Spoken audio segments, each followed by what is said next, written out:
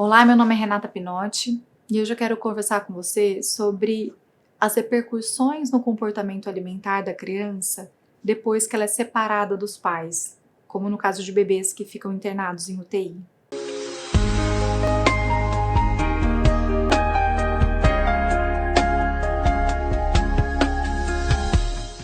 Trabalhei alguns anos em UTI neonatal, sou tutora estadual do Método Canguru. E essa experiência, lidando com os bebês na UTI, com o olhar que eu tenho da constelação familiar, me ajudou a perceber algo que acontece com eles e que se reflete depois na alimentação. O Bert Helling, que é o criador da constelação familiar, ele chamou de movimento interrompido esse trauma que acontece quando os bebês são separados da mãe. De uma forma brusca, de uma forma rápida. E eu vi isso acontecer com os bebês que ficam na UTI. Eu vou contar um caso específico para demonstrar e depois eu explico em cima dele. Teve uma vez que eu fui atender uma mãe que a pediatra pediu minha ajuda porque eles já tinham feito, tudo que estava ao alcance, e realmente o bebê não estava conseguindo mamar, a mãe não estava conseguindo amamentar o bebê. Era uma criança que ficou 4 meses na UTI. Logo ao nascer, ela precisou fazer uma cirurgia cardíaca. E a mãe conseguiu ordenhar o leite durante esse período, então ela ainda produzia leite materno. Então ela foi orientada, ela foi auxiliada por toda a equipe para que ela conseguisse manter a amamentação. Só que quando ela punha o bebê no colo, ela ficava muito insegura e a bebê não pegava. E a fono já tinha avaliado, viu que a bebê estava sugando normalmente, não tinha nenhum problema mecânico para sugar, ela não tinha nenhuma questão anatômica. Então todas as condições eram favoráveis para que ela pudesse mamar. A mãe tinha leite e a bebê já estava apta. Mas a mãe não conseguia ter segurança. E aí a pediatra pediu minha ajuda para ver se eu podia conversar com a mãe. E quando eu cheguei lá, eu olhei para ela, e aí eu fui perguntar um pouquinho mais sobre ela, para os outros profissionais. E eu fiquei sabendo que já era a 3ª filha dela, e as 2 anteriores tinham falecido pelo mesmo motivo. E aí eu olhei o medo no olho daquela mãe. E quando ela punha a bebê para mamar, a bebê não olhava mais no rosto dela. Ela virava o rostinho. E esse é um sinal do movimento interrompido. A criança, ou filho, independente da idade, a criança quando é pequena, ela vai em direção à mãe.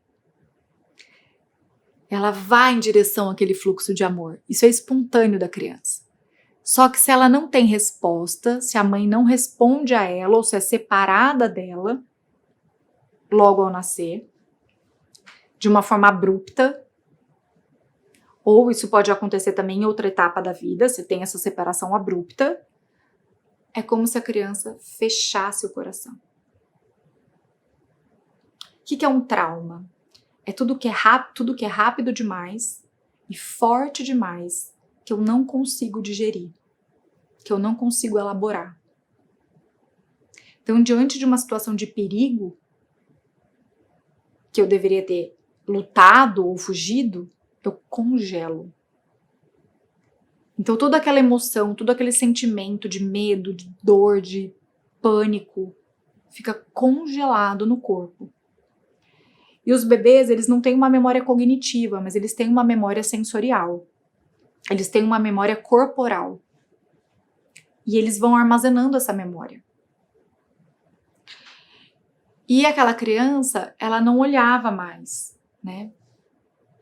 Ela não conseguia ir em direção à mãe. Com 4 meses. Então isso acontece com os bebês pequenininhos? Sim, eu vi que sim. Eu vi nesse tempo que eu trabalhei em UTI, que os bebês reagem assim, desde muito pequenininhos. Não só os maiores, não só as crianças maiores ou as pessoas que estão numa idade maior. Porque isso não é racional. É um trauma. E aí eu sentei do lado daquela mãe e vi isso.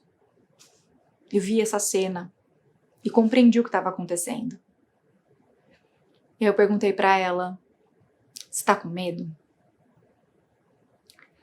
Você tá com medo porque você já perdeu as duas filhas anteriores? E a mãe começou a chorar, chorar, chorar. E eu vi o corpo da mãe todo duro, rígido, com a bebê no colo, mas em pânico. Um colo duro, um colo rígido. Não era um colo onde a criança podia soltar o peso. Tinha toda uma tensão natural, não era culpa dela. É óbvio que ela estava naquela situação.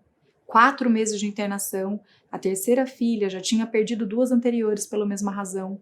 É claro que ela também tem um trauma e um medo. Só que o que acontece muitas vezes com a gente na área da saúde é não poder falar sobre isso. As pessoas têm muito medo de falar sobre morte, perda, aborto. Só que como eu ajudo uma mãe a elaborar isso? Se tem que ficar velado, se ela não pode sentir, se eu não sustento o choro dela, se eu não sustento a dor dela. E eu vi que na hora que eu falei isso, alguns profissionais em volta me olharam tipo assim, em pânico, do que você tá fazendo? E eu fiquei ali, tranquila, do lado da mãe. Ela chorou. Aí eu falei pra ela ficou. Ela tá aqui. Ela tá viva. E a mãe respirou aliviada. Eu falei, só que sabe o que aconteceu com ela? Ela tá assim, ó. Ah, é? Você me deixou aqui. Agora quem não te quer sou eu. É uma birra. Ela não sabe que você tava ali do lado o tempo inteiro. Ela não sabe que você foi vários dias. Ela nasceu, passou por tudo isso. Não foi culpa sua e nem dela. Mas ela passou por isso. Tava ali sozinha, à noite, né? Então, essa é a forma que ela conseguiu reagir. Porque ela acha que você deixou ela. Só que a última coisa que ela quer é que você desista dela. Só que você é a grande. Você é a mãe. Você sabe tudo o que aconteceu. Ela não. Então é você que dá esse amor pra ela. Só que quando ela vira o rostinho, o que você sente? Ela falou, eu sinto que ela me rejeita. Falei, então. Só que se você se sente rejeitada por ela, é porque você quer ser amada por ela. É você que ama. Aí ela responde. É você que dá. Você é a grande, você é a mãe. Ela recebe. Mas eu acho que eu não vou conseguir. Eu tenho muito medo, essa cicatriz, né? Porque é uma cicatriz grande da cirurgia cardíaca, né? Pega todo o tórax e o abdômen da criança. Ali, perdão, né? O tórax e o comecinho do abdômen da criança, é uma cirurgia bem grande. E ela falou, eu tenho muito medo. Eu falei, confia. Você é capaz de cuidar dela. E ela foi segurando. Aí eu fui lá no segundo dia. Ainda não consigo, ainda tenho medo. Aí no terceiro dia. No terceiro dia, a nenenzinha tava olhando dentro do olho dela. Juntou. E aí ela não tirava mais o olho dessa mãe. E o que eu aprendi com isso? Que a gente pode favorecer esse caminho de volta do bebê em direção ao amor e ao coração da mãe. Nessa idade. Se eu sei que é isso que acontece, eu já posso ajudar a fazer esse imprinting, fazer esse caminho de volta para sanar esse movimento que ficou interrompido já de bebê. Porque se essa criança continua assim, ela não mama. Ela vai ser alimentada por uma fórmula. Tudo bem se for necessário, né? Se não tiver jeito. Só que se ela não come, se ela não olha, se ela não se entrega para a mãe, ela também não se permite ser cuidada por essa mãe. Então a mãe vai ter dificuldade depois em introduzir alimento também. E a criança não vai comer com ela.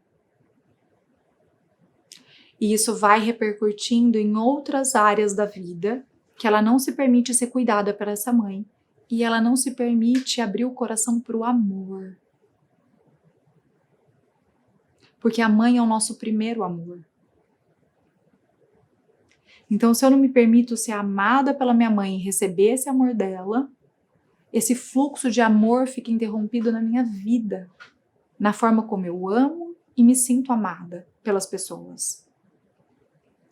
Isso se reflete também na nutrição. E essa menininha, nessa época ela tinha 4 meses. Teve um dia que eu tava na UTI, assim, olhando, de repente eu olhei e eu vi a mãe. Falei, nossa, conheço ela. Olha que eu olho, ela já tava bem mais velha, ela já tava com quase 1 aninho. E ela tava sentadinha, assim, na cama, né, na maca da UTI. E onde a mãe ia, passando pela UTI, ela ia acompanhando a mãe com o olho. E eu vi que ela conseguiu se conectar com a mãe e isso não se perdeu. E aí 2 anos depois eu encontrei elas também numa caminhada que teve de cirurgia cardíaca, né? De cardiopatia congênita que teve aqui na cidade. E tava ela, né? Estavam os pais e ela já maiorzinha, caminhando, andando, linda. E foi muito significativo esse caso para mim. Ele foi muito importante, me marcou muito, porque me ensinou muito. Então nós podemos fazer isso por todos os bebês, com todas as crianças. E esse fluxo de amor que ficou interrompido, ele pode ser restabelecido logo no início, quando nós sabemos que isso acontece. Sem culpa. Tudo bem, a culpa existe, a gente vai, né? Mas que a culpa não seja o motivo de você não olhar para isso. Que você tenha a força de dar o passo, mesmo com culpa e mesmo com medo. Quando eu sei que isso pode acontecer, eu posso fazer algo com isso. As crianças em UTI, elas também são muito invadidas de várias formas, né? Então, entuba, estuba, sonda nasoenteral, sonda orogástrica, né? São muitos tubos, ostomias, drenos, né? Então, é muita invasão no corpo. E é muito difícil. Então, quando elas saem da UTI, o que acontece se eu vou socar uma colher para ela comer? Desculpa a palavra, mas é assim que acontece, né? Forçar para ela comer. Acessa uma memória muito difícil para ela. Porque é muito invasivo isso. Porque ela foi muito invadida. Entraram com tubo, entraram com sonda, entraram... E aí vem a colher de novo. Então ela responde fazendo assim. Crianças que ficaram com alimentadas por sonda, elas não esperaram ter fome para receber o alimento. Elas recebiam o alimento a cada 3 horas, a cada 2 horas. Então elas vão ter uma dificuldade maior de pedir alimento. Então a gente precisa ter paciência com essas crianças no início para oferecer alimento, para não reforçar esses comportamentos invasivos que foram necessários naquele momento, não tem como, né? Lógico que o objetivo é que se faça cada vez menos procedimentos invasivos, só os são realmente necessários, que sejam feitos com cuidado, né? Que não tenha uma luz tão forte no olho da criança, que os profissionais conversem antes de fazer qualquer procedimento. Isso tudo ajuda muito ao bebê não ser tão reativo, porque é muito trauma. O bebê sente tudo. Tudo. Então, lógico que isso tem que ser minimizado cada vez mais. Só que mesmo assim, alguns procedimentos são necessários para manter aquela criança na vida. E o que a gente pode fazer depois? Como a gente pode ajudar? Para que ela não tenha outras repercussões. E dificuldades alimentares depois são comuns, se a gente não olha para tudo que acontece durante. E se eu sei que isso pode acontecer, eu posso ajudar os pais a minimizarem esses efeitos depois.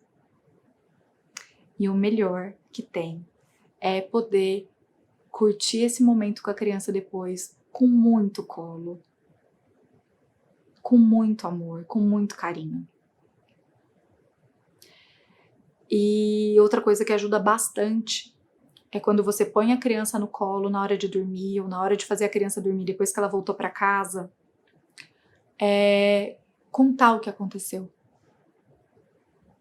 Que ela passou tanto tempo, que agora ela tá em casa, que ela não tá mais lá, mas foram momentos muito difíceis, que a mamãe e o papai foram e voltaram, né? Que ela recebeu as visitas, que muitas vezes vocês não podiam estar lá do lado dela, né? Ou do lado dele, né? Mas que vocês estavam o tempo todo juntos. E isso é muito importante para os pais conseguirem curar isso dentro de si. E para a criança também. Quando a criança está entrando nesse sono, ela consegue escutar isso, e mesmo que ela não entenda de forma cognitiva, aquilo se organiza e se acalma dentro dela. É muito comum crianças ficarem muito tempo em UTI, não conseguirem dormir tranquilamente à noite, acordarem assustadas à noite. Qualquer movimento elas assustam. Elas assustam e às vezes elas paralisam quando ouvem barulho de ambulância, barulho de bombeiro, barulho de torneira aberta, porque é o barulho da UTI. Então a gente pode ajudá-las a irem acalmando isso para sair desses reflexos de medo, tensão, né? Elas ficam muito responsivas assim a isso tudo, né? Para que elas consigam acalmar, que por mais que tenha sido muito difícil, acabou. Acabou. E agora elas estão em casa, seguras, e com vocês. Um grande beijo e até mais. Você gostou desse vídeo? Então deixe seus comentários, porque sua opinião é muito importante para mim. Assim nós poderemos construir esse canal juntos. Se você quiser receber notificações sobre os próximos vídeos que vão chegar no canal, inscreva-se e clique no sininho. Um grande beijo e até mais!